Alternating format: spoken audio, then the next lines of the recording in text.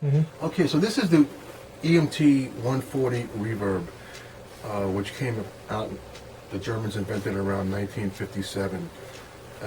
This originally was a monoplate. I converted it by adding another pickup, which is over there. And this is the original pickup over here. And then the driver is over here. And if I just tap the plate, you might hear it. I'll put it on. I'm going to pull the pad off a little bit. You can hear how long it is. And then when I bring it closer, you'll hear it close. See that? Now, what I did was I added an extra preamp on the pickups over here, which you'll see later on what we have. And so there's one here and one there, made by Time Lord a long time ago. And I was using the original EMT tube amplifier, which I did away with and picked up an Ampeg, not Ampeg, an Ampex mic pre mixer and modified it to accommodate these two pickups, which maybe double the amplification and brought the noise level real low, which was nice in today's world. And then I decided to tune it again, and Constantine, pass me that torque wrench that we had. Oh, Jeff has it. That's okay, no problem. Torque wrench I use to tune.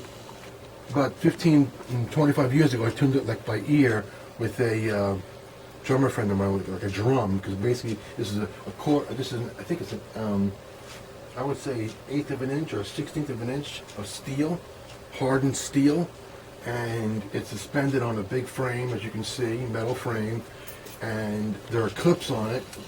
There are some clips in here. Maybe I'll show you one of them real quickly. There's a clip. At least I can get them out. I can bring it to the camera, maybe.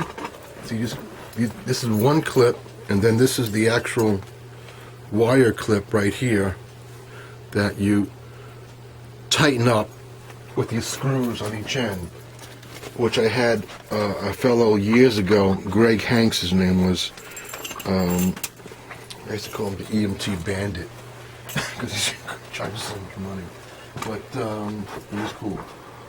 And what we do is we take the torque wrench and we torque each screw down all the way around, and I went to about 44 inch-pounds for each one at this point in time. That's where it is, and we think it sounds pretty good. Okay. So this is an example of how you change the delay time? That's long, and then Constantine will just go like this, and then it's short. Now you can hit it and bring it quieter as you're doing it. And I was like, okay, open it up. And he's going to open it up now. I'm going to hit it, and he's going to bring it down. You hear it decaying and get shorter and shorter. Here we go.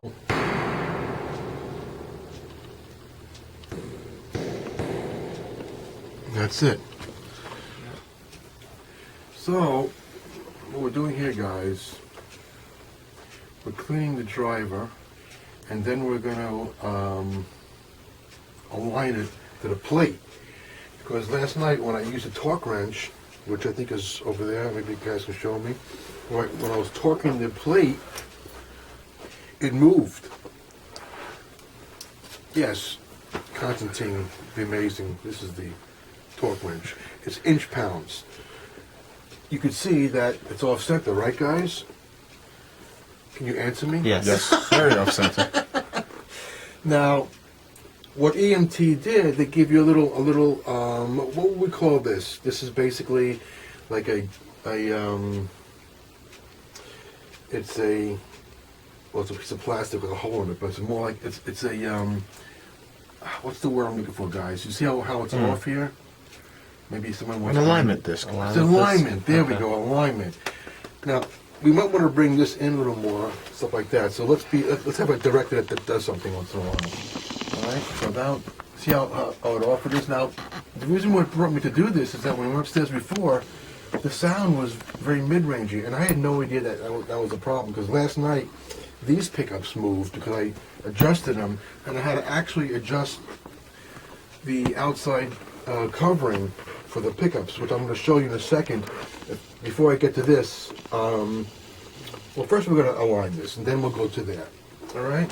So, Now, I might need some help from you, one of you guys. And this is the actual driver magnetic piece right here. One sec, I gotta zoom out a little. And I'm gonna.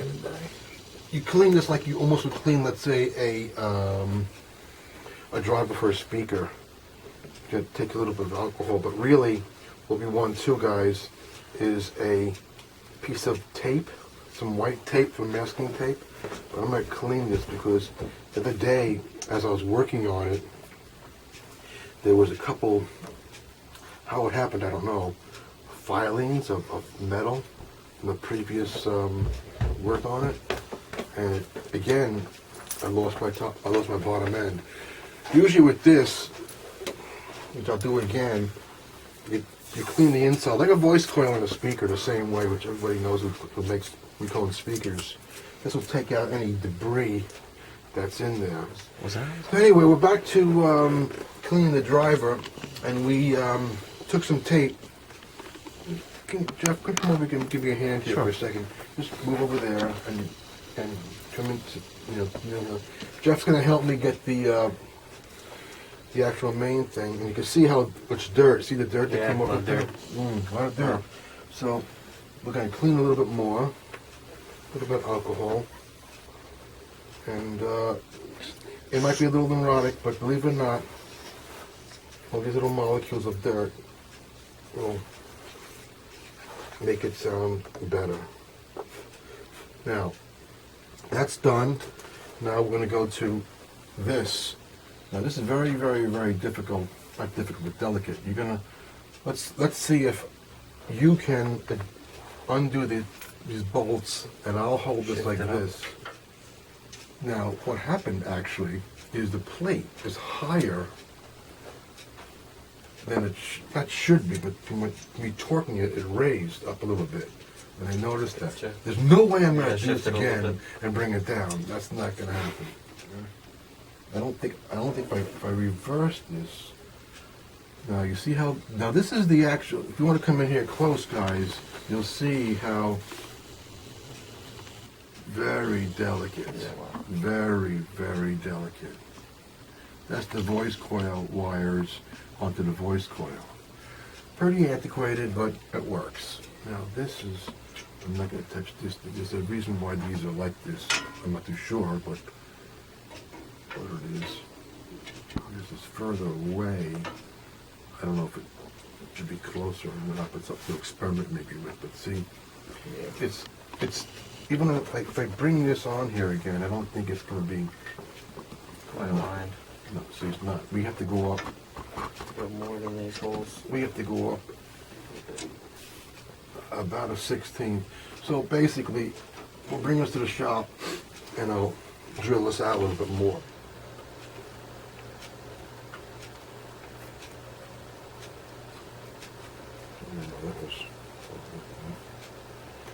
Now, that's good. Now we're going to put this thing. This is the driver. Ooh, I'm boldy now. Okay. This is the driver. Dortmund. All right. Now this is another little thing here. We got to make sure we're pretty cool on. So we have the screws for this thing. Now what I want to do.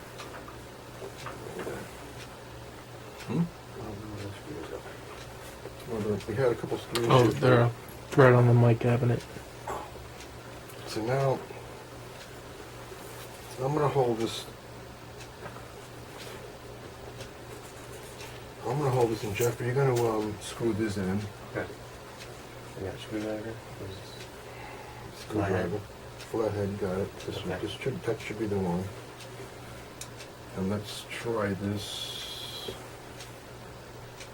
There's no particular side, but let's just do it like this and just get it in here. Get the screws lined up a little bit.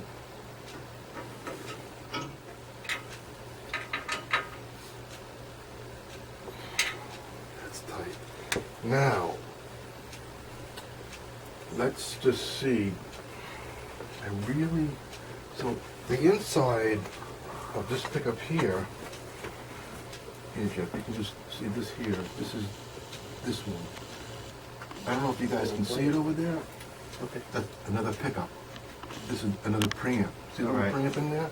If you guys Yeah. want to go into that, maybe Brian can do a little close look. Can you do that? Yeah. See, I would rather us look at this, and it looks like I can probably go up a little bit on this one. See, this is the preamp made by Time Lord. I got it about 30 years ago, 25 years ago. It's an FET with a couple very high quality transistors. It's a nice little cute thing that amplifies this pickup, which is behind here. That's the actual pickup, which is fastened to the steel plate. Now, if you guys want to hear it, I'll take the dampening pad off, Ryan, and you can hear. That's the plate. Hopefully that hears it. And it really rings pretty nice. Now, what I want to do is going to put this little piece of insulation over this FET transistor and put this cap back on. This is all very delicate stuff. Now, it's funny how it's very delicate yet very physical. Okay, let's see inside. And this too has the same preamp enclosure. We have the power supply, which is over here. So that's audio over here. And then we have the audio on top. Same thing, that's floating in there. Should be okay.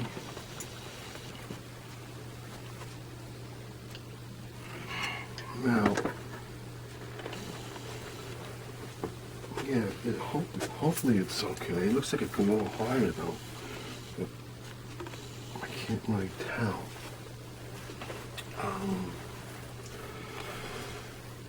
Let's see, do I try to take this off again? You just, does it to you look like it's a little bit higher back there? A little bit. But it looks like Yeah, like a hair. a hair. little bit. Well, maybe it's okay then. I don't know. This is a total stock piece. I don't know. Okay, so let's Yeah. see what happens, and let's go to the control room.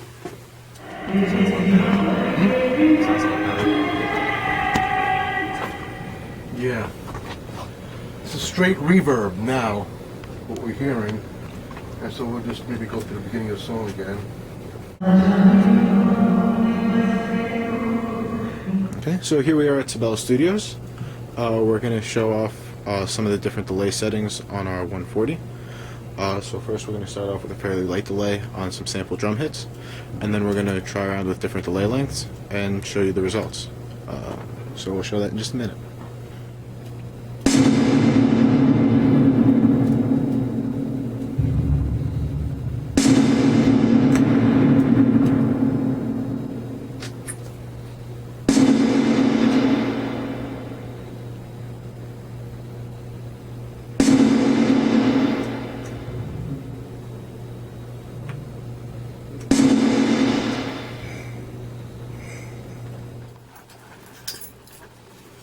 Beatles from the 60s, Johnny Mathis, Frank Sinatra, you name it. All that lush reverb you hear from back in the day, this is what they used. They also had chambers. Beatles had chambers also, with, rooms, and it's a very lush reverb. It's great for vocals, and when it's short, it's great for a drum sound, which I love using it on. So it's still used today by prominent engineers. They love it. Phil Ramone used to use two of them, two separate model ones for Billy Joel and stuff like that. Still used today just by the elite. and crazy. People don't want to deal with this. That's it.